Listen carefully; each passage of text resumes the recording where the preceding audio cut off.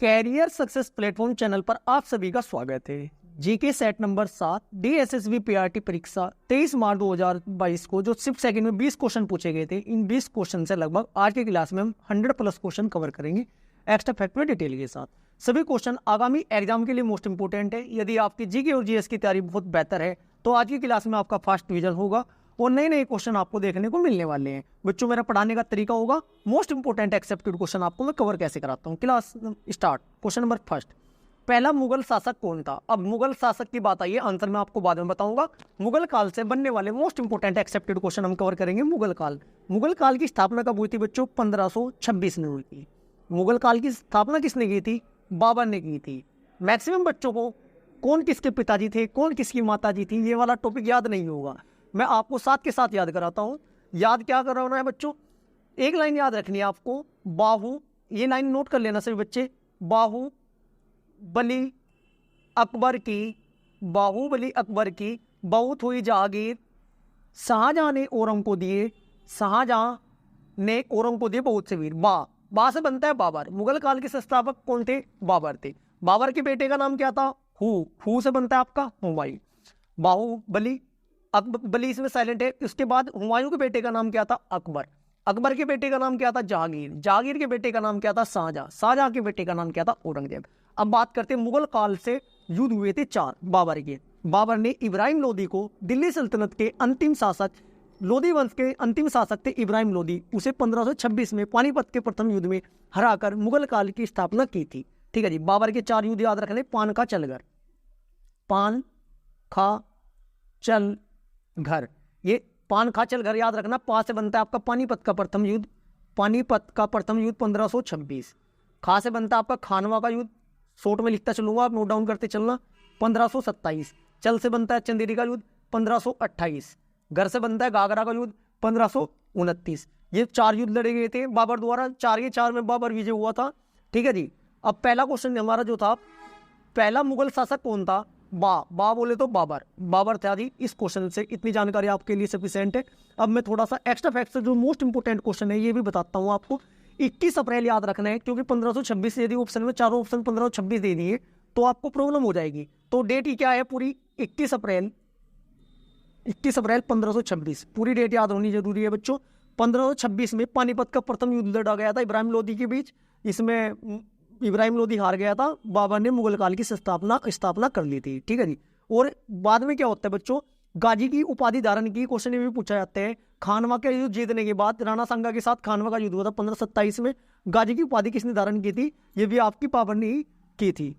Next question, question number 2, निम्नलिखित में से कौन सा 10,000 अंतरराष्ट्रीय रन बनाने वाली पहली भारतीय महिला क्रिकेटर बन गई है? ये क्वेश्चन नंबर 2 का राइट आंसर होगा आपका ऑप्शन नंबर 1 मिताली राज। यदि आप क्रिकेट के फैन हो तो आपको पता ही होगा मिताली राज कितना बेहतरीन क्रिकेट खेलती है बच्चों। ठीक है जी। मिताली राज का जन्म कहाँ हुआ था? राजस्थान में हुआ था। राजस्थान के जोधपुर में हुआ था। इतना आपको पता होना जरूरी है। ठीक है जी। Next question, question number 3, RBI ने मुद्रा आपूर्ति के 4 वैकल्पिक उपायों के आंकड़े प्रकाशित किए। M3 के संबंध में निम्नलिखित में से कौन सा सही है? क्वेश्चन नंबर 3 का आपका राइट आंसर हो जाएगा ऑप्शन नंबर 3 M1+ वाणिज्य बैंकों का निवल सावधि जमा, ये आपका होता है। नेक्स्ट क्वेश्चन, क्वेश्चन नंबर 4, निम्नलिखित में से कौन सा कथन सही है? चंपारण आंदोलन नील बोने वालों के खिलाफ था। चंपारण आंदोलन नील बोने वालों के खिलाफ था। दूसरा है आपका स्थायी बंदोबस्त के अनुसार राजाओं और तालुकदारों को जमींदारी के रूप में मान्यता दी गई थी। क्वेश्चन नंबर आपका, दोनों ऑप्शन ही आपके सही है, फर्स्ट और सेकंड दोनों आपके एक्यूरेट राइट है। बात करें चंपा नाम की लड़की की उम्र कितनी? 17 साल। इसका मतलब चंपारण आंदोलन हुआ था आपका 1917 में हुआ था। कहां से स्टार्ट हुआ था बच्चे? बिहार के चंपारण जिले से प्रारंभ किया गया था। इस आंदोलन का मुख्य कारण क्या था? नील की खेती में काम करने वाले किसानों और यूरोपीय मालिकों का अत्याचार, और किसानों को अपनी जमीन में ना कम से कम 3/20 भाग में नील की खेती थी। ये भी पूछा जाता है कितने भाग में नील की खेती बोने की बात हुई थी? 3/20 भाग में हुई थी। इसे नील की खेती बोने के लिए एक प्रावधान था, मालिकों द्वारा तय दामों से ना उन्हें बेचना था। इसे ना 3 कठिया पद्धति भी कहा जाता है। क्वेश्चन ने पूछा है 3 कठिया पद्धति किसे कहा जाता है? किसे कहा जाता है बच्चों? इसे कहा जाता है लॉर्ड कॉर्नवालिस द्वारा 1993 में ना जमींदारी व इस्तेमारी बंदोबस्त शुरुआत की गई थी। 1793 है बच्चों, इतना आपको याद रखना है। नेक्स्ट क्वेश्चन, क्वेश्चन नंबर 5, बच्चों सबसे बड़ी प्रॉब्लम मेरी है मैं एक क्वेश्चन के साथ एक्स्ट्रा फैक्ट से ज़्यादा क्वेश्चन कवर कराने स्टार्ट कर देता हूँ, क्योंकि देखो जरूरी है। क्वेश्चन नंबर 5, निम्नलिखित में से कौन सा कथन सही है? अपवर्तन प्रकाश के एक पारदर्शी माध्यम से दूसरे में प्रवेश करने पर प्रकाश की चाल में परिवर्तन के कारण होता है। जल का अपवर्तनांक 1.33 होता है। कौन सा ऑप्शन ठीक है आपका? क्वेश्चन नंबर 5 का राइट आंसर होगा ऑप्शन नंबर 1 व 2, दोनों आपके सही है। अब मैं आपको बता देता हूँ कहाँ से क्वेश्चन पूछा जाता है। जल का अपवर्तनांक कितना होता है बच्चों? डायरेक्ट ये भी पूछा जाता है, इसे म्यू से डिनोट करते हैं, 1.33 होता है। जबकि कांच का अपवर्तनांक इसे भी म्यू से डिनोट करते हैं, म्यू वाला जैसा सिंबल होता है ना, ऐसा सिंबल होता है, 1.5 होता है। इतना आपको पता होना जरूरी है। नेक्स्ट क्वेश्चन नंबर 6, निम्नलिखित में से भारतीय संविधान सभा की पहली बैठक की अध्यक्षता की थी। 4, 5, 6 क्वेश्चन कवर कराऊंगा इस क्वेश्चन से मैं आपको। बात करें क्वेश्चन नंबर 6 की, राइट आंसर होगा ऑप्शन नंबर बी, सच्चिदानंद सिन्हा। ऑप्शन नंबर बी आपका राइट आंसर हो जाएगा, सच्चिदानंद सिन्हा ने की थी। कब की थी? 9 दिसंबर 1946 को की थी। 2 क्वेश्चन बनते हैं कि संविधान सभा के प्रथम अस्थायी अध्यक्ष कौन थे? सच्चिदानंद सिन्हा थे। 2 दिन बाद, 9 के बाद 2 दिन जोड़कर क्या होता है? 11 दिसंबर 1946 को दूसरी बैठक हुई थी। 1946 को दूसरी बैठक हुई थी, जिसमें अध्यक्ष कौन थे? राजेंद्र प्रसाद को सभा का स्थायी अध्यक्ष नियुक्त किया गया था। एक क्वेश्चन पूछा जाता है कि संवैधानिक सलाहकार कौन थे? संवैधानिक सलाहकार कौन थे आपके? संवैधानिक सलाहकार VN राव का क्वेश्चन एग्जाम में बार बार पूछा जाता है। ये मोस्ट इंपोर्टेंट 3 क्वेश्चन थे बच्चों, ये आपको तीनों पता होना जरूरी है। क्वेश्चन नंबर 7, निम्नलिखित में से बायोगैस का मुख्य घटक है। निम्न में से बायोगैस का मुख्य घटक क्या है बच्चों? क्वेश्चन नंबर 7 का राइट आंसर हो जाएगा ऑप्शन नंबर ए, मीथेन होता है। क्या होता है बायोगैस का घटक? मीथेन होता है। नेक्स्ट क्वेश्चन नंबर 8, विश्व का सबसे बड़ा बसा हुआ नदीय द्वीप कौन सा है? बार बार एग्जाम में क्वेश्चन पूछा जाता है, कौन सा है? राइट आंसर होगा आपका माजुली द्वीप। 3 क्वेश्चन बनते हैं। माजुली द्वीप किस नदी पर है? ये आपका ब्रह्मपुत्र नदी पर अवस्थित है। और बच्चों ये कहाँ पर स्थित है? ये असम राज्य में है। ये भारत का नहीं बल्कि पूरी दुनिया का सबसे बड़ा नदी द्वीप है। इतना आपको पता होना जरूरी है। नेक्स्ट क्वेश्चन नंबर 9, निम्नलिखित में से कौन सा भारतीय रिजर्व बैंक की मौद्रिक नीति का एक साधन नहीं है? क्वेश्चन नंबर 9 का आपका राइट आंसर हो जाएगा, कौन सा नहीं है बच्चों? Option number first right answer हो जाएगा, चयनात्मक क्रेडिट नियंत्रण। चयनात्मक क्रेडिट नियंत्रण राइट आंसर हो जाएगा क्वेश्चन नंबर 9। सौर मंदिर भारत के किस राज्य में स्थित है? क्वेश्चन ये पूछा गया है आपका, सौर मंदिर किस राज्य में स्थित है, ये बताना है आपको। क्वेश्चन नंबर 10 का राइट आंसर हो जाएगा ऑप्शन नंबर डी। कहाँ पर है बच्चों? तमिलनाडु में। सौर मंदिर महाबलीपुरम तमिलनाडु में स्थित है बच्चों। यह संरचनात्मक मंदिर है। इसका निर्माण 8वीं शताब्दी में ना ग्रेनाइट के पत्थर से हुआ था। इसे 1984 में ना यूनेस्को की विश्व विरासत धरोहर में सूची में शामिल किया गया था। इतना आपको पता होना चाहिए। पल्लव शासकों ने इसका क्या कराया था? निर्माण। क्वेश्चन नंबर 11, द बेच पुस्तक के लेखक कौन है? द बेच पुस्तक के लेखक कौन है बच्चों? क्वेश्चन नंबर 11 का आपका राइट आंसर हो जाएगा, कौन है? मेगन मर्कले है।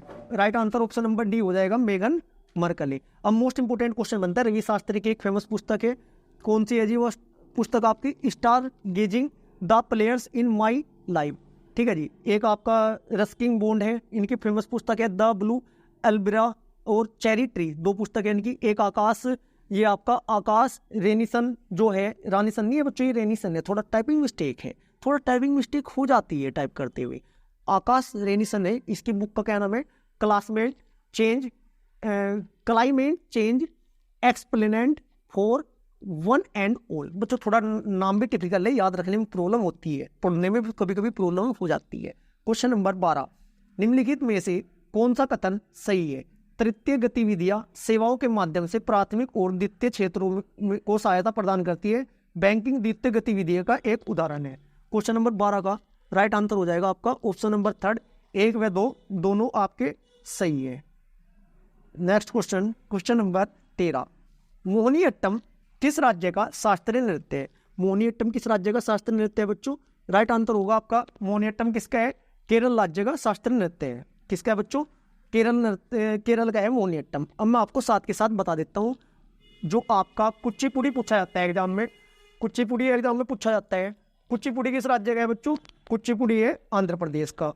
कुचिपुड़ी किस राज्य का है बच्चों? आंध्र प्रदेश राज्य का है। ठीक है जी। इसके बाद आपका भरतनाट्यम पूछा जाता है। भरतनाट्यम किसका है बच्चों? भरतनाट्यम किसका है? तमिलनाडु राज्य का है भरतनाट्यम, ठीक है जी। और आपका असम कहाँ का है बच्चों?